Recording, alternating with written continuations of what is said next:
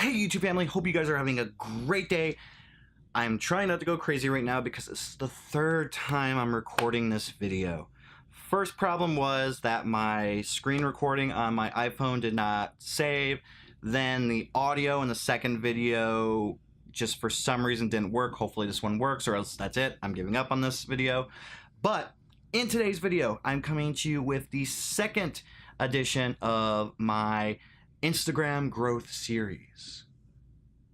Okay, I thought something cool would happen with that, but that's okay. So this video, we're going to be talking about hashtags. In particular, we're going to be talking about how to find the right hashtags for you. Before I go into that though, first let me talk a minute about something that I just started doing myself, and I thought that it might be a cool thing to talk about with you when it comes to hashtags on Instagram. Now, in Instagram stories, you can actually include hashtags within the Instagram stories, and a lot of people don't realize this. A lot of people forget this and they never include it. But the thing that I've done is this week I've been using a lot more hashtags within my Instagram stories, and I'm seeing a big uptick in the number of people viewing my Instagram stories, the number of impressions and reach that my account is getting. So it's something to definitely include. Start including hashtags, and don't go overboard, but include a hashtag or two in your Instagram stories. All right, so now what we're going to be doing is, let me go ahead and get this going. I'm going to be recording my screen on my iPhone so that I can put it like maybe just like right over here, or I don't know, somewhere by me. I'm going to include the screen. Okay, so let me go ahead and get this going. This thing is so temperamental. Hopefully it works. All right. So now we're recording right now. So the first thing that I'm going to talk about is the quickest way to find hashtags. The first one being is actually going through and looking at other people's work to see what hashtags they're using. In this example, I'm going to use Sarah here. Sarah actually was on my live stream a few months back. She sent in her portfolio to be reviewed live. So I'm going to use her as an example. First off, I love the orange bird. I'm going to go and like it. You might see me like it. We look at her hashtags. So like right now, she has some pretty good hashtags in there. She's got, you know, Adobe Sketch. She's got Insta Art, iPad Art, Illustrator, Creative. She's also got things that people are definitely going to click on. Like a lot of people love Dole Whip from Disneyland. I actually am not a big fan of Pineapple. Sorry guys. So I'm not a huge fan of that. But that's really cool to see her include that in there.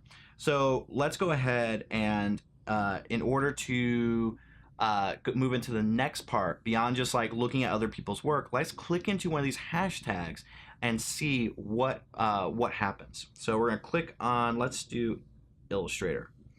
So right now we can see here, number one, this is a good hashtag to use. In general, you want to have a hashtag that is roughly no fewer than 10,000 posts within it, which we see at the top. This has 12 million.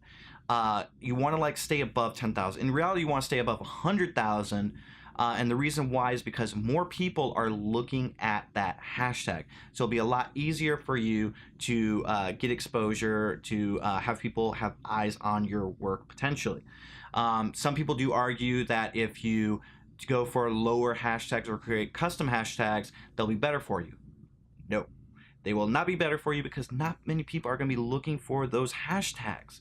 That's why custom hashtags don't work unless you have a big following. Like putting in like Gary V or Tim Ferriss, those type of things, that's going to get traction. Those are custom ones that they can have because they have a large following.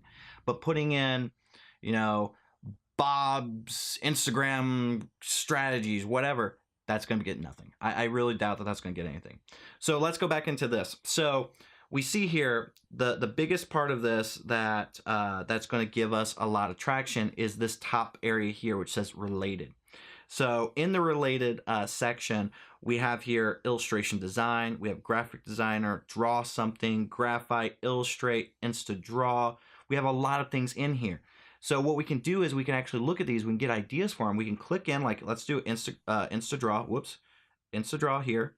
We see that's 3 million posts within that hashtag.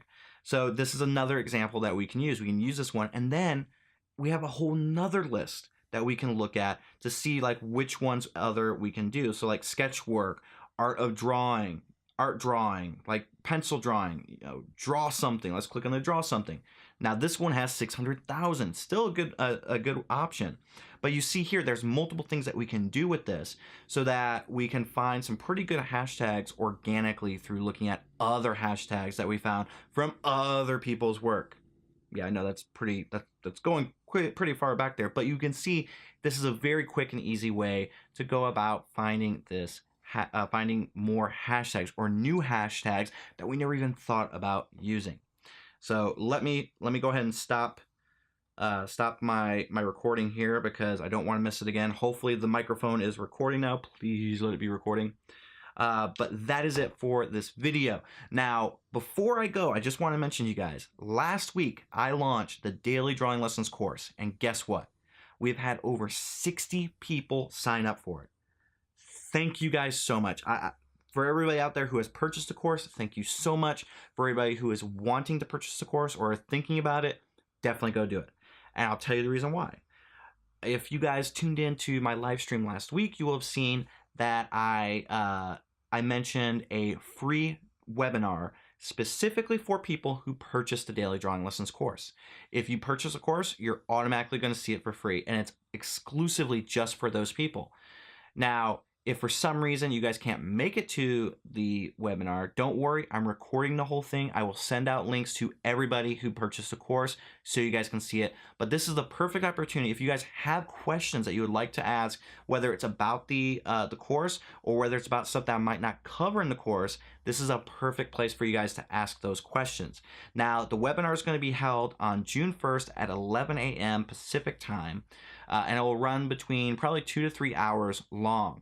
Now, hopefully I will see you guys at the webinar. Hopefully you guys purchase the course and everything like that.